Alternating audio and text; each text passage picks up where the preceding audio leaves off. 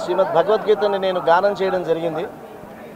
సుమారుగా ఈ భగవద్గీతని ప్రస్తుతం ఒక 25 భాషల్లో విడుదల చేసి వచ్చే సంవత్సరం జూలై 2025 సంవత్సరానికి శ్రీమద్ భగవద్గీతని 100 భాషల్లో, అంటే భారతీయ భాషలే కాకుండా ప్రపంచ భాషలన్నింటిలో కూడా 100 భాషల్లో భగవద్గీతను విడుదల చేసేటువంటి ప్రయత్నం చేస్తున్నాము. రికార్డింగ్ ఇవాళ 18 భాషల్లో భగవద్గీతను రికార్డ్ చేసి స్వామివారికి కృతజ్ఞతలు చెప్పుకుందామని తిరుమల రావడం జరిగింది.